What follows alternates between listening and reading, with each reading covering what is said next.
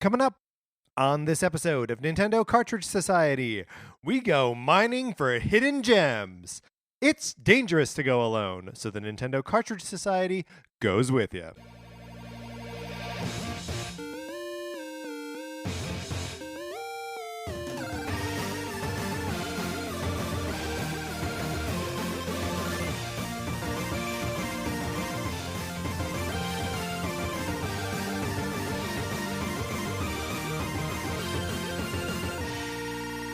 Welcome to Nintendo Cartridge Society. My name is Patrick Ellers, and I am joined, as I am always joined, by my co-host, Mark Mitchell. How you doing, Mark? I'm doing great. I'm noticing your apartment from a whole new angle, including this really cute Ninja Turtle over there. Oh, yeah. That I think is knitted, is made of yarn. Yes, it is. Look, is it knitted? Is it crocheted?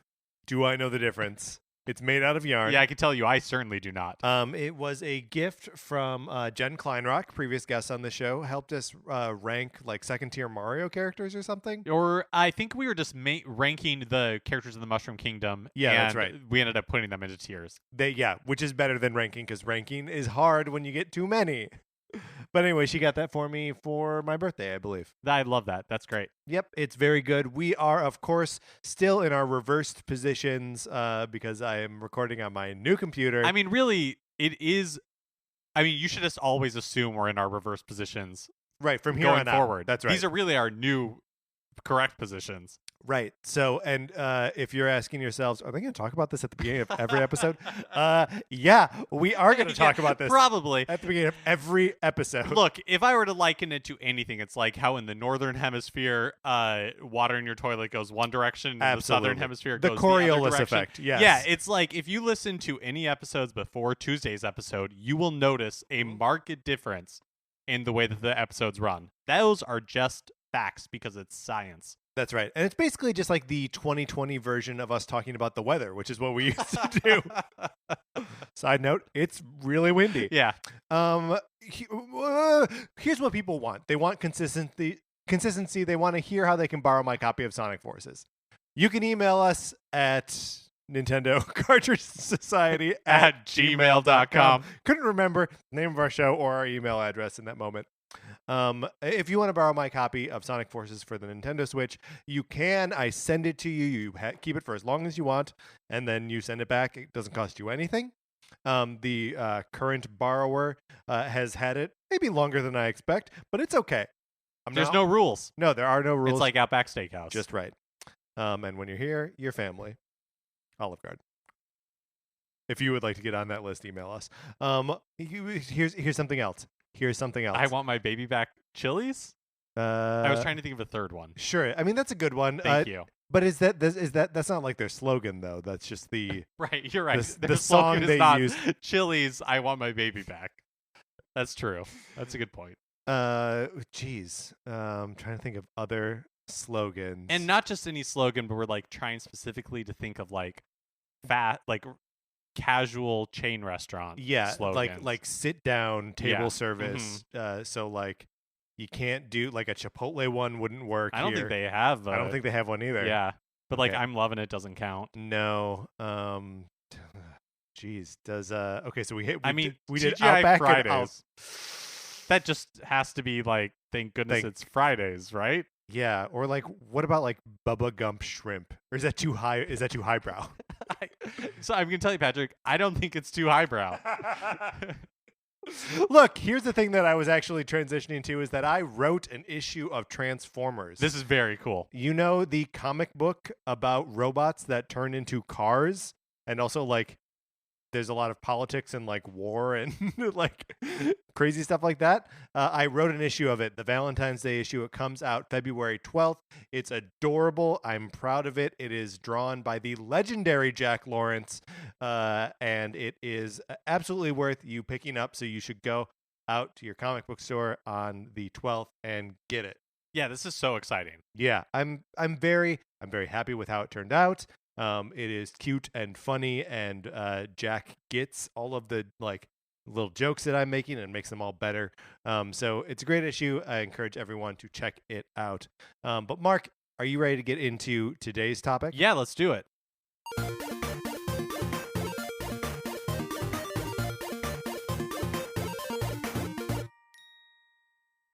Today's topic comes to us from a tweet from a listener, from Skylar Queen, at Skylar Queen.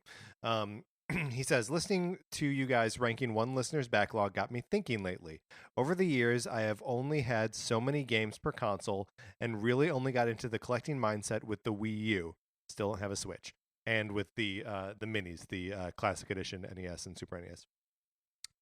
Skylar goes on. What would you recommend are some of the biggest hidden gems of older hardware?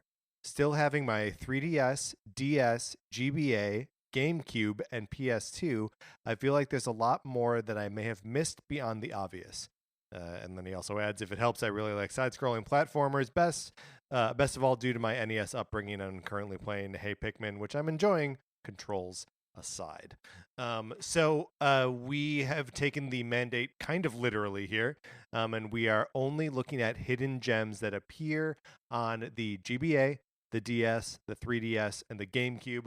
We tossed that PlayStation 2 right out. Maybe for 433 in the future. Maybe, probably not though. We'll forget. But the thing that is interesting about this like era of hardware, from where I'm looking at it, is that it is neither, to me, feels neither like classic Nintendo gaming, which I think NES, SNES, Nintendo 64, and Game Boy like squarely fall into for me. And it's obviously not in the modern or even like remotely modern era. Everything like pre-Wii or pre like PlayStation 3 era is a little bit of like that middle distance history, you know what I mean? Mm-hmm. And is maybe something that I know I personally don't reflect on that much, because it's like, for me, that era is when I'm in like college and like late high school. So there's just like, it's just, it's a little bit of like a fuzzier time for me where I'm not like, glued to the TV at my babysitter's house and amazed that they've got DuckTales. But I'm also not like, like reinvested and re-excited about games after like becoming an adult. You know what I mean? Yeah, totally. This was actually like I had a lot of fun doing this because, my gaming experience in these eras are all so different, and they are very, like really focused in a weird way because in the sense that like a lot of times I didn't have disposable income to buy games or systems or anything, so what I had access to was so like specific and limited. So going back to this time, it's not games that I regularly revisit because, as we'll get into my list, like for one reason or another, like a lot of these games are hard to come by now. Yeah, and I think especially given the fact that DS and 3DS are on this list, that a lot of these games are like trapped on those dual screened handhelds, that like, and will be hard to be like ported somewhere else. Well, and I mean, we'll get into it, but for like other reasons, like games on my list are just kind of like are going to be stuck in this amber forever. Yes. But a lot of these were games that I hadn't, because of that, I had to really go back and like think about games that I had played to find these hidden gems. And it was really fun to do because it was like, oh my gosh, I totally forgot about this game. Like it was like rediscovering it for me, which was a lot of fun. I'm very excited to hear your list. This is one, like whenever we come up with like a list of things, I get really excited to like, dig into like, oh yeah, this is, I feel like it's a good way for me to like express myself or talk about like my history with games. And I had a really hard time doing it with this specific era. I have some answers here that I think are good, but I'm mostly interested to hear what you have to say. Well, let's get into it. Not normally the case. Yeah. Normally, I'm just excited to talk. Well, I mean, listeners of the show famously know that Patrick and I hardly ever actually listen to what the other person is saying. We stare off into the middle distance, waiting for the other person to stop, and then we pick up with our own thought. Yeah, and what I think is interesting is that we usually just stare into the middle distance, waiting for the other person to stop talking so that we can finally have our turn to talk. I agree 100% with what you just said. Okay, so Mark, why don't you do you have like a structure to this? Do you have like No, not really. Okay. I just have 5 games. Yeah. Let's see. I have 2 from the DS, 1 from the GBA, and 2 from the GameCube. Okay, so why don't you start? Okay. I've just got a pile of them here. So why don't you give me one and we'll talk about it? Okay, cool. So I'm actually going to start with one that I talked about not too long ago on this show when we were discussing our favorite games from the past decade, and that is Ghost Trick Phantom Detective for the Nintendo DS. Great. So this is a game that was directed by Shu Takumi, who's the creator of the Phoenix Wright series as well. This was kind of like after the Phoenix Wright series had taken off, at least in the West, thanks to its release on the DS. He created this new franchise that kind of like sales wise it bombed, but it's a really fun kind of like puzzle game. Basically, you play as a character named Sissel, and the game starts with you are like a ghost, basically just like I this love like it. orb of light, Yeah. and your body is dead, and the game is basically you trying to figure out like who you were, why you were killed, like all that kind of stuff. And the way you do that is you meet this other ghost, and what you can do is you can after people die. Is it the scary ghost from Ghost? It's not. It's Okay, not. all Yeah. right. Thankfully. So after somebody dies, you're able to possess them and go back 4 minutes before their death to save their life. Whoa. And the way you do this is by Whoa. doing like ghost tricks, which is basically you can possess objects and people to make them like do something. Yeah. So basically it works as like a puzzle game, as in like somebody dies, you possess them, you go back 4 minutes, you see how they died, and then you're working by like you're almost like a like orb of like electricity, like triggering different things. Sure. Right? Like Almost doors more- closing or like lights turning on or off. Or, So you're almost more of a poltergeist. yes. Okay. To try to like make you like right somebody's wrong so they don't die. And in the course of that, you are learning more about your backstory. It features a lot of really fun characters. The animation, I think, is rotoscoped. It looks like it's maybe rotoscoped, but it still has interesting. like, because the animation is very fluid. There's this GIF that became famous around that time, was used a lot, about these like cops dancing. And then there's like a dog named Missile who's based on Takumi's like actual real Pomeranian.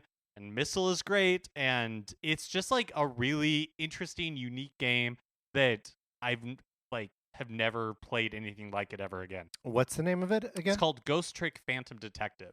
Ghost Trick Phantom Detective. So in probably maybe 2011 or 2012, it was ported to iOS, but I don't think you can play it on iOS anymore because it like stopped being supported by Capcom. Oh, sure. And it's been like updated out of existence. So unless you have something running like iOS 8 or 7, you probably wouldn't be able to play it anymore. So the actual gameplay of it is more like adventure gamey, like I mean, it's like touch screen based, right? Right. Yeah. But it's more like it really is kind of like a puzzle game. Okay, sure. In that you are, like trying different things to like prevent somebody's death.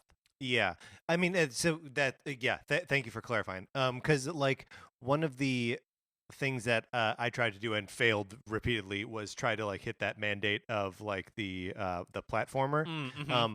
And I think it's interesting that like we start with a DS game. And I also have 2 DS games on here that like really strongly do not fit the bill of a platformer, and it got me thinking about the kinds of games that are available on the DS. And for me, there are so many things that are interesting on the DS that are like just role-playing games, right? Like the remake of Final Fantasy IV, or like Chrono Trigger being released on there. Like there's just like a ton of those there. But can I bring up my my DS games here? Yeah, please.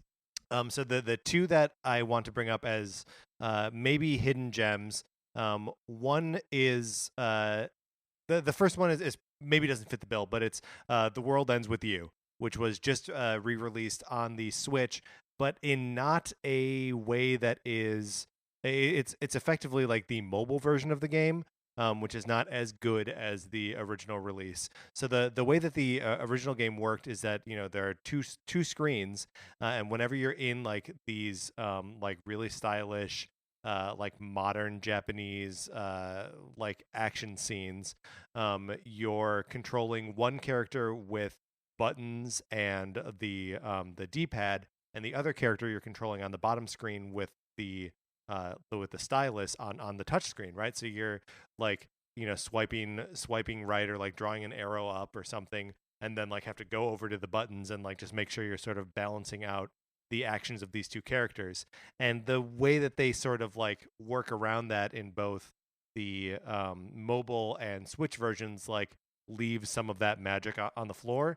The game is always like stylish and cool, but I think that playing The World Ends With You, where it came from, is like that's the way to do it.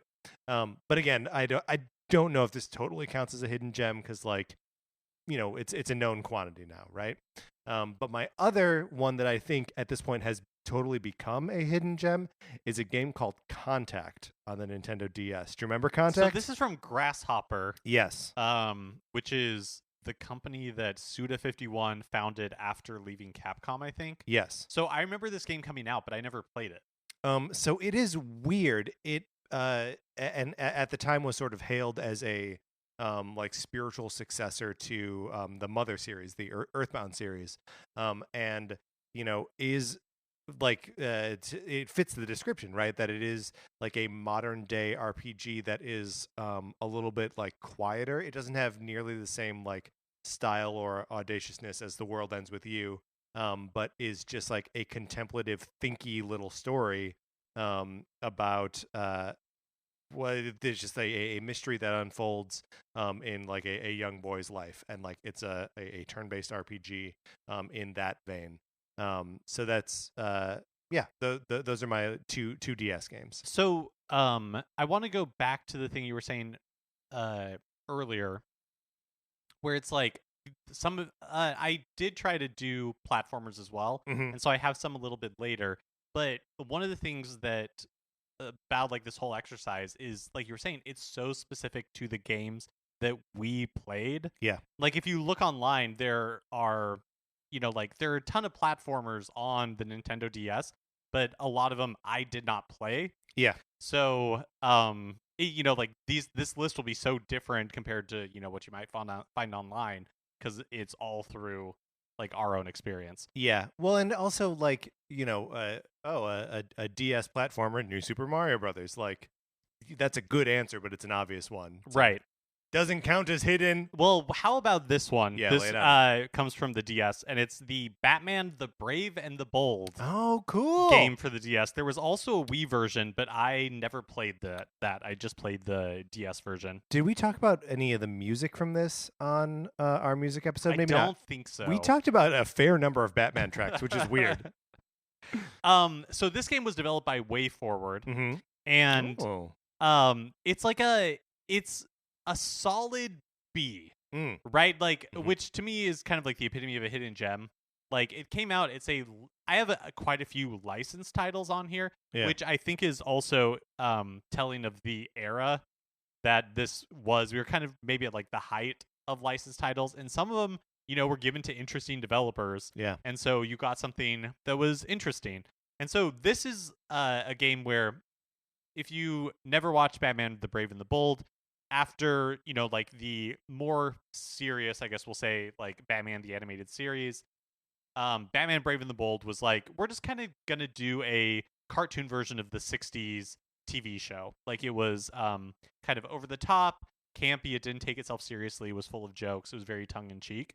And so that is evident in the game itself, in the sense that, like, when you're starting a new chapter, you get like the title, and it's usually like a pun or something, and has really like jazzy music. Yeah. And then you're the way the game works is each level you're usually teaming up with another hero, which was also the premise of the TV series. And so you'll switch between like Batman, and then you can switch and you'd be playing as like the Blue Beetle in one level, or they're usually like more like B tier DC superheroes. Yeah. But the platforming, the knocks against the game is that like it's kind of easy and it's pretty short, but the platforming itself is a lot of fun. You get like lots of different abilities because you're, like Blue Beetle might be able to like fly a little bit. Other characters, like have different abilities. The level environments themselves are really varied. The graphics are cool. It carries over that kind of like stylized look of the animated series. It's you don't have to know the animated series to like it, because it's just a Batman game. Do you know what this sounds like a lot to me? Is the Lego Batman games Mm. that were like very into like kind of stirring in the other like DC Universe characters, very like focused on comedy, or at least like being sort of like light and campy, and then like that you would just get new characters and have new abilities, to just sort of like run around Batman's world. Yeah, it's I really recommend it if you're just looking for like a good platformer that you could polish off in a couple hours. Um, that is a great recommendation. I'm gonna give a recommendation that I've given on this show a couple times. But this is a 3DS game. This is the Kid Icarus 3D Classics version edition, whatever it's called, which is only available on the 3DS eShop. And it is the original Kid Icarus, but kind of churched up, right?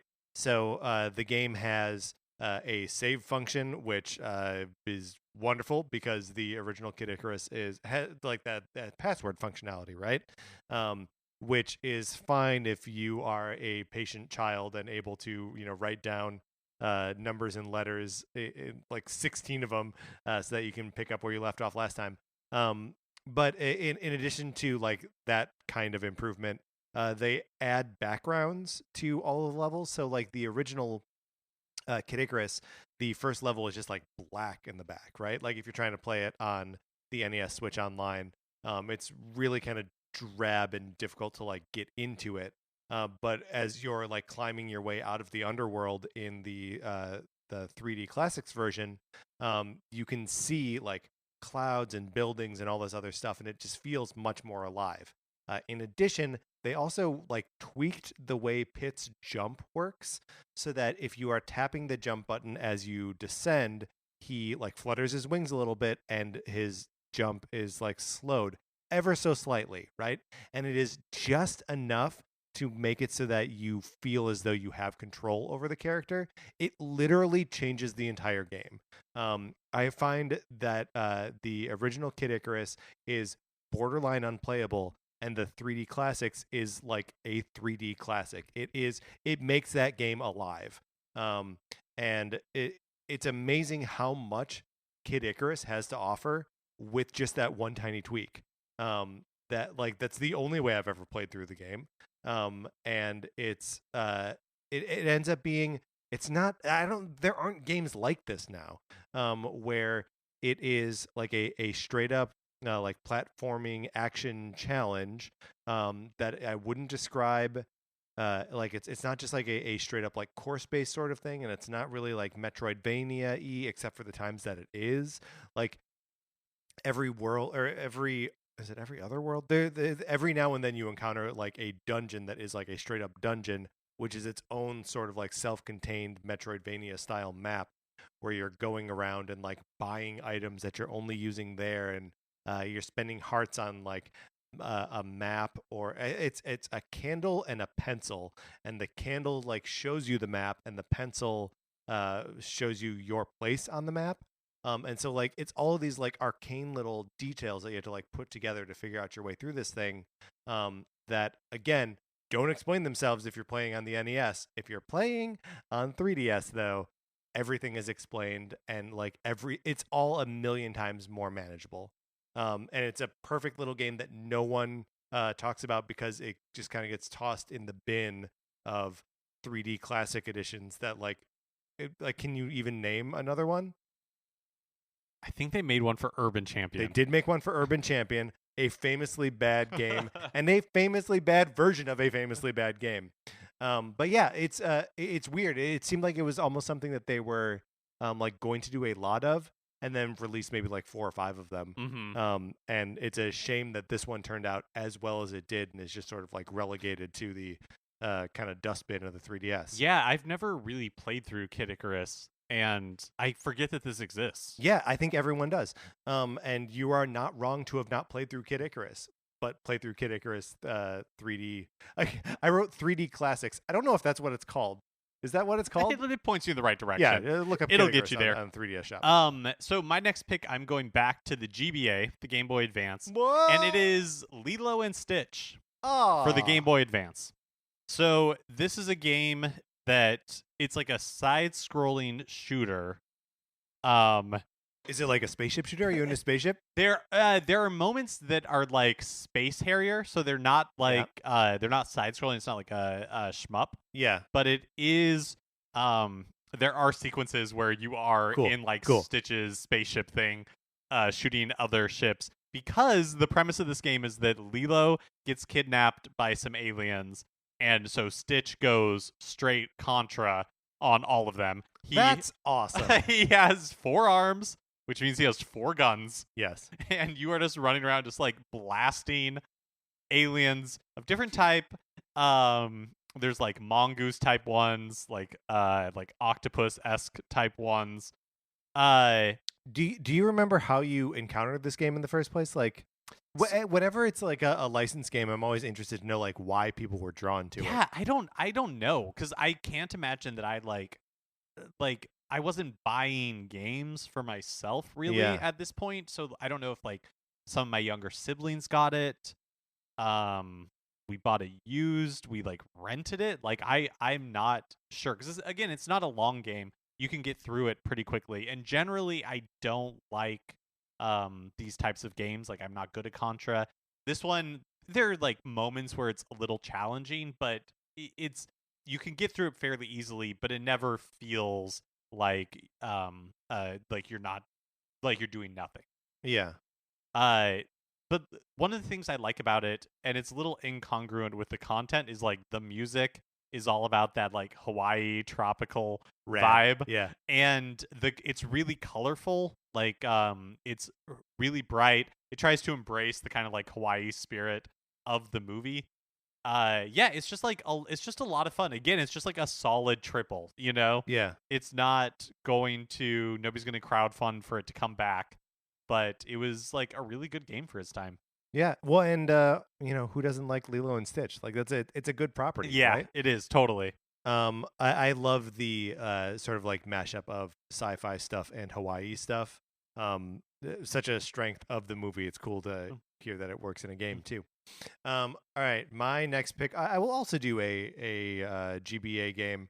And again, maybe this one falls in the category of duh, but like let me explain why. So it's Super Mario Advance 4, Super Mario Brothers 3 on the GBA. So am I recommending Super Mario Brothers 3 to you as a hidden gem? Yes, I am, but hang with me for a second, because this is the only version of this game where you can play. It has unique levels to it that were part of the GBA card reader. Oh yeah, the e-card reader. The e-card reader. And actually, now that I'm saying this, I think you would need. This is the version of the game that needed the e-card reader. I think so. Well, I messed up, because if you get this on the Wii U eShop, all of those like card reader levels are just included in the game because there is no e-card reader and no more e-cards. So I guess what I'm recommending here is a Wii U game, or that Skylar, you invest yes, in a e-card reader, yes, and the Super Mario Advance 4, Super Mario Brothers 3 e-cards necessary to access this content. Yeah. And I mean that's it, right? That there are Super Mario Brothers 3 Stone Cold Classic. There are levels, Nintendo designed Super Mario Brothers 3 levels that are out there that you probably haven't played. I mean, that's pretty cool. That's pretty compelling. All right. I have 2 GameCube games to round out my list. Lay 'em on me. So the first one, I agree, also skirts like the hidden gems, because in its time, this was a huge hit, but I feel like it has been just completely lost to time, and that is Resident Evil 4. No, it is Prince of Persia: The Sands of Time. Wow. For the Nintendo GameCube. So this was, maybe like 15 years ago when, but Prince of Persia, Ubisoft like revived it with this game, and it became a pretty big success, big enough that they released 2 sequels, probably too fast, and as bright as it burned out very quickly. And then they like revived the series with just a game called Prince of Persia in like 2008, but it's been over 10 years since we've had like a Prince of Persia game. We had that movie a couple of years ago. I could not believe looking back at it, because looking up this game led me to the film, Yeah. which was called Prince of Persia: Sands of Time, released in 2010, starring Jake Gyllenhaal, Yeah. Ben Kingsley. Oh boy. Like, it's a parade of white people in a movie called Prince of Persia. Not a good look. No, not a good look. Also, not a good movie. I've never seen it, but I trust you. Do you remember when they made a Sorcerer's Apprentice movie like right around the same time with Oh my God. Nicolas Cage? 100% blocked it. Like, when you said that, I could, like, my eyes rolled back in my head and I just saw blackness. Insanity. But the game itself is really fun. So it's a platformer, but it's kind of like a 3D platformer. Yeah. So it's in the third person, but the camera is dynamic depending on what you are like traversing.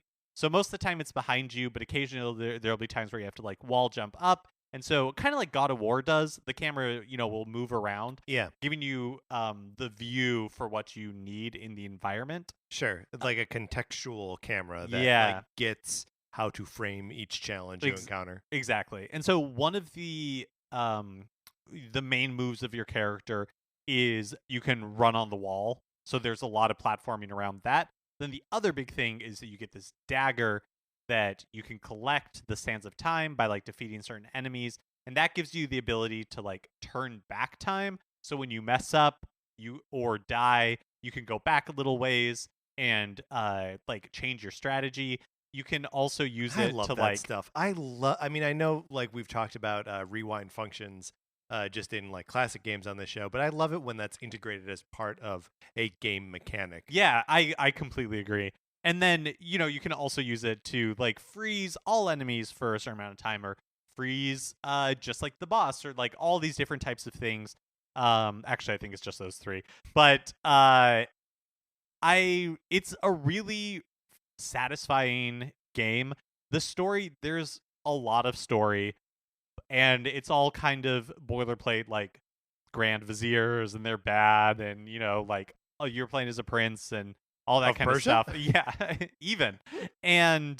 But it's like really solid. Like, there's a reason that they brought back like the original creator of Prince of Persia as a consultant on it, so he was involved. Like, there's a reason why it kicked off this like trilogy of games. Like, it is really good, and I feel like we have just completely forgotten about it.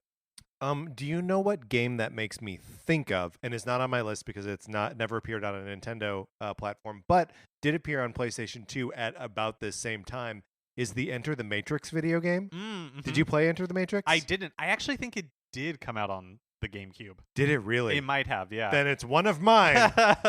And I'll just talk about it briefly. But it has a similar like running on walls mechanics. It does a really good job of like empowering you with the sort of powers of being in the Matrix.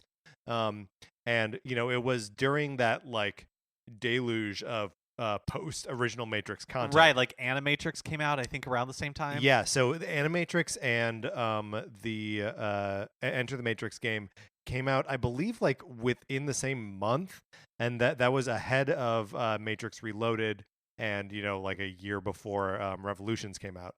And the Animatrix and Enter the Matrix are by far the best parts of like the sequel era of Matrix films. And you play as one of two characters. There's Ghost, and I forget her name. She's the captain. But they both have like separate storylines that Niobe? Yes, that's right.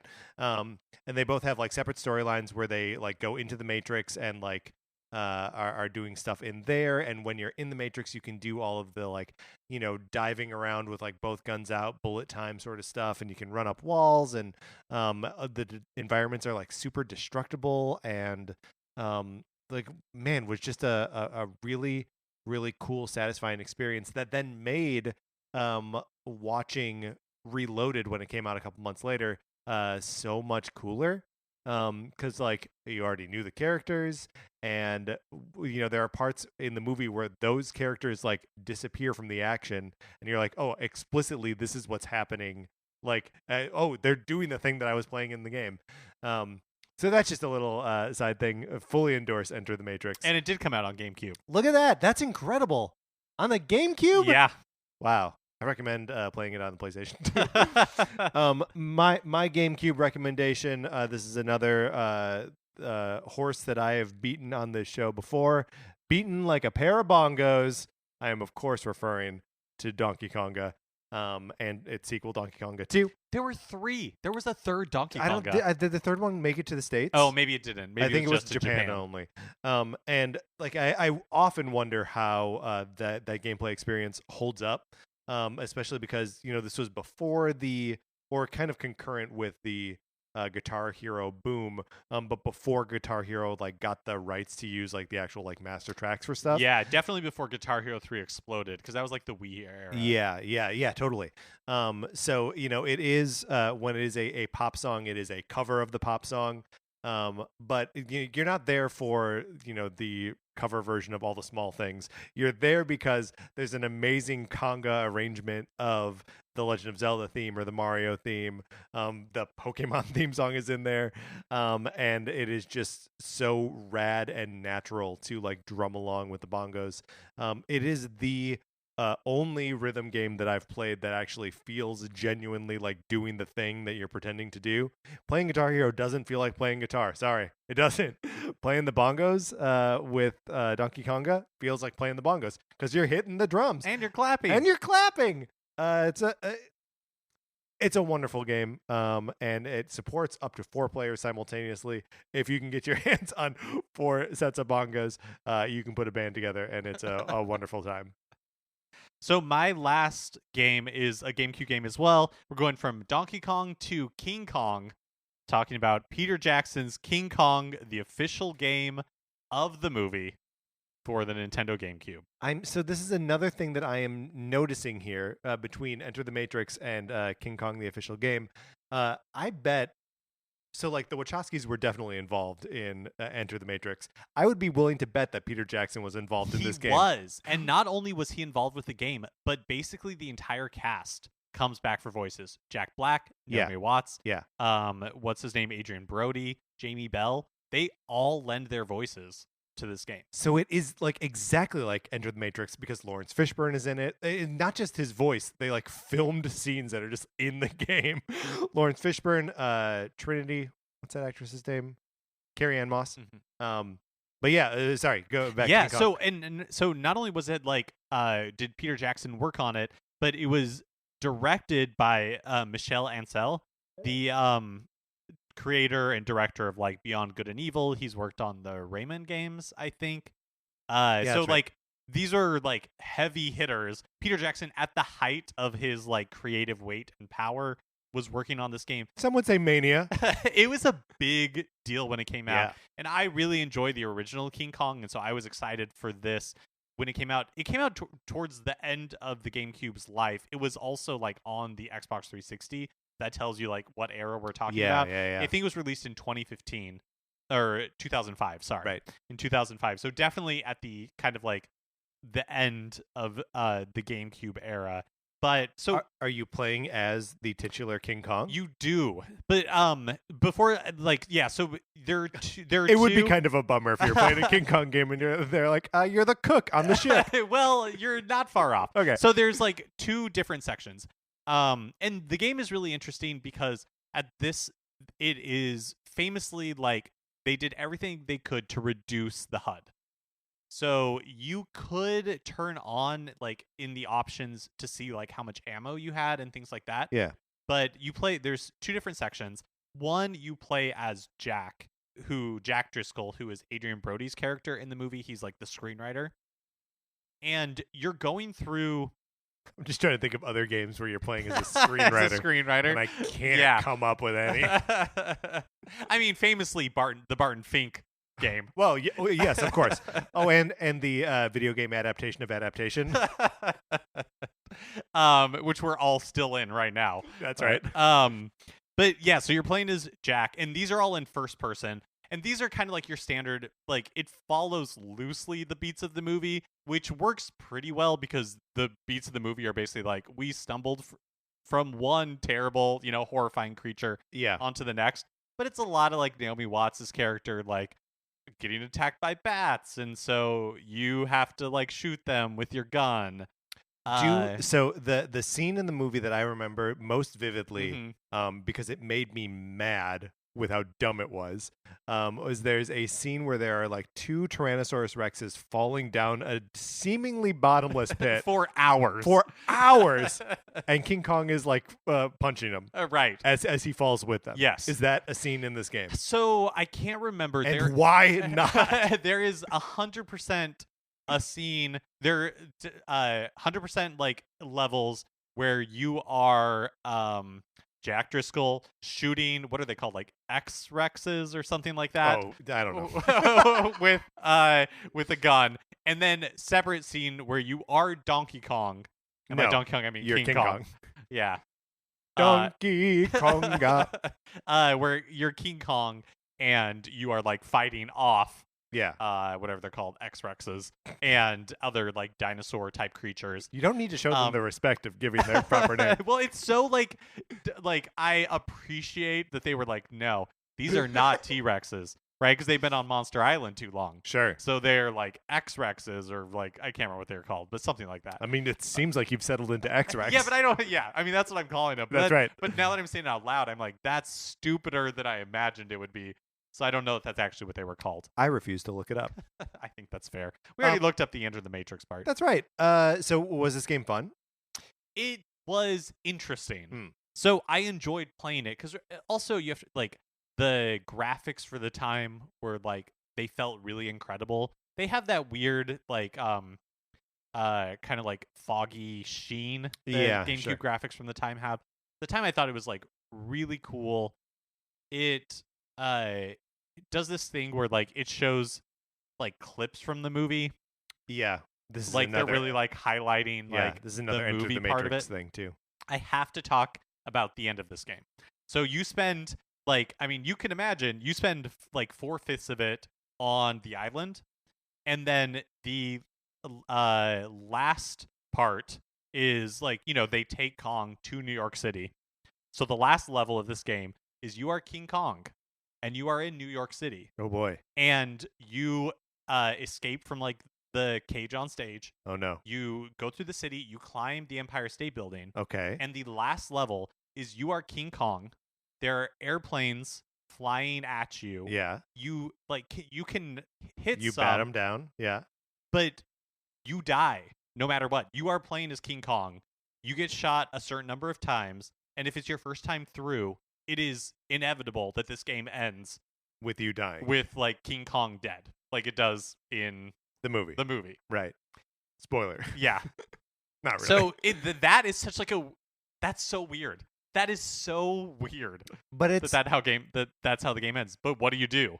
No, I mean like yeah, that's it. I mean unless it's like for this level we change perspective and you're flying the plane. Well, no. I'll tell you what. Yes. After you have played through it the first time. Yes. The second time you play through, I think you have to have, and I didn't know this. I did not know this until I looked it up for when I was like researching the game for this episode.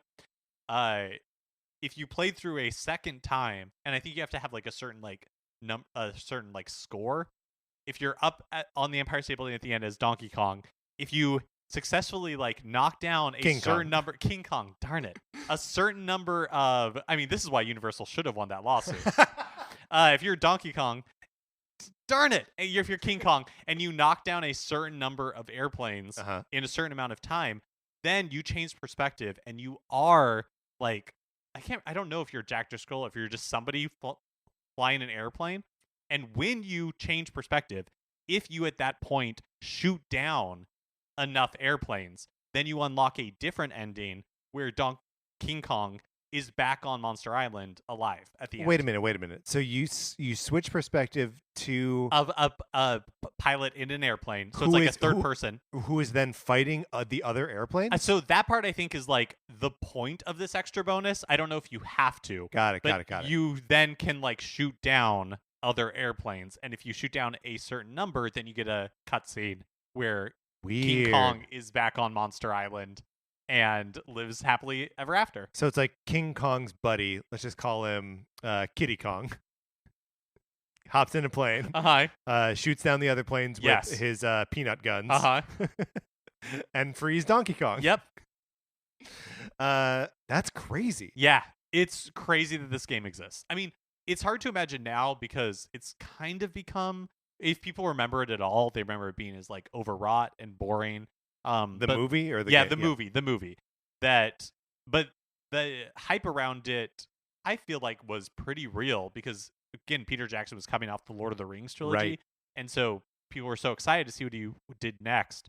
And the hype for this game was real too. Like it was like cover stories on Game Informer and like all that kind of stuff. It is wild to me that we have these two examples from roughly the same period of King Kong and Enter the Matrix, which are basically the same kind of idea. And I think the reviews were good for both. Yeah. Yeah. That like it is not something that is replicated anymore. And it's got to be because game development is so much slower than movie making. But it's like I can't think of the last time there was something like this, like a big budget movie that had a like companion AAA video game that like either fed directly into the movie or was a like direct retelling of it. That like the creators and the directors and the people who were like invested in. It's weird to not see that. Yeah, it's like such a specific thing in time. Yeah, I wonder if video games are like, we don't need the movie tie-in. we'll just be the video game. Yeah, I mean now you get the stuff where like there's like the Avengers, right? But it's coming out this year when it would have made sense last year potentially, right? If they were doing that kind of crossover thing, right? Or like a Spider-Man game that's totally divorced from the successful Marvel Spider-Man, right? And also not at all connected to Into the Spider-Verse. Yeah, like the last one that I can kind of remember was when there was a Wolverine game that was around the time that was around like Logan or no, it was around the second one, Origins. No, I don't even think it was the Wolverine. I think it was around X-Men Origins. Wow. Or whatever it was called. Yeah, I think that's right. X-Men Origins Wolverine. Yeah. And like it was like like it was fine. It was like an okay game. Yeah. I just feel like on Switch we saw like a Cars 3 game and we've like there's been like kind of games like that, but I feel like they've fallen off a lot. I feel like the audience for that is on mobile now. Yeah, that's almost certainly true. And also like, saying bringing up Cars, The Matrix is an R-rated sci-fi like franchise for, late teens and adults. Mm-hmm. Was King Kong? It must have been rated PG, right? I think it was PG-13. PG-13. Because remember when they fell into that pit with like the bugs that ate everybody? Oh yes, yes I do. Yeah. All right. My final pick. Again, this is me beating a drum on the show that I have beaten before. But if you own a 3DS, you owe it to yourself to download Pocket Card Jockey. It is a game where you race horses, and your method of racing the horse is playing a hand of solitaire. It is made by Game Freak, and it is delightful. The art style is adorable. The writing is smart and funny. If you want to get into like the sim elements of it and like feed your horse the right carrots and figure out how to brush it or whatever, you can. If you don't care about that and you just want to play Hands of Solitaire as your horse races around a track and you win money, you can do that too. It is a beautiful, perfect game. I don't know why it hasn't been ported to Switch at this point. It's so good. Mark, have you played Pocket No, Card? I haven't. I know it only by reputation. What do I have to do to get you into a copy of Pocket Card Jockey? I believe it's $7.99 on the 3DS. And again, you can no longer buy games on the eShop with money. You have to like buy points and then buy them that way. But the game is amazing and an absolute must play, especially if you're looking for like the hidden gems on the 3DS. This was really fun. Yeah, I think we came up with some good recommendations, and also Enter the Matrix and King Kong. All right, Mark, let's close this out.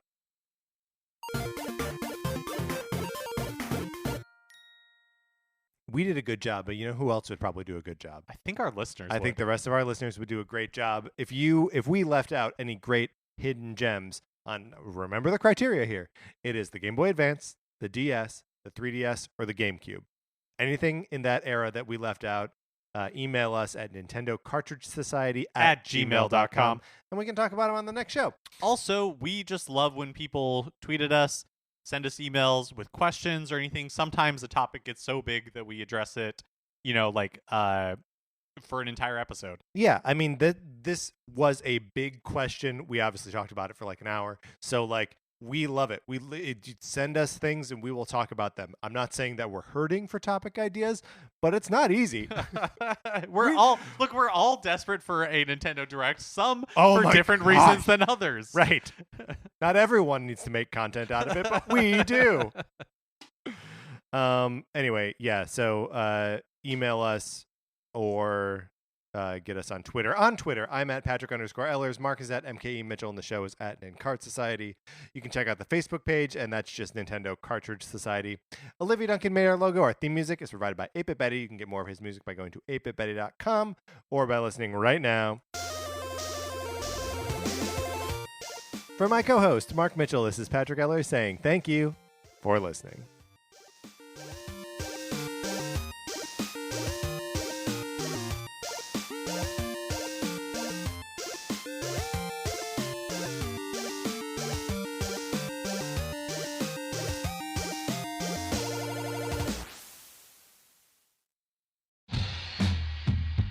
Have you ever encountered an unexplained hairy bipedal hominid in the woods? Have you received telepathic messages from an unidentified aerial phenomenon? If so, then you need to listen to Bigfoot Collectors Club. I'm Michael McMillan. And I'm Bryce Johnson. And together with super producer Riley Bray, we make up the Bigfoot Collectors Club. That's right. Every week we talk to actors, comedians, writers, and paranormal experts about their personal paranormal histories and share stories of high strangeness. Like the time when we talked to Craig Ferguson about the Loch Ness Monster and when a sea witch told him he had raven magic. Or the time I asked Pitch Perfect's Anna Camp her opinion on cattle mutilations. Past guests have included Rachel Bloom, Jen Kirkman, Paul F. Tompkins, Bobcat Goldthwait, and more. So if you've ever been abducted alongside 5 reindeer by an alien with drills for hands or witnessed Bigfoot crawl out of an interdimensional portal, Don't laugh, happens all the time. then check out Bigfoot Collectors Club on Campfire Media or wherever you get your podcasts. Bigfoot Collectors Club. You're here to believe us. wait, is that how it goes?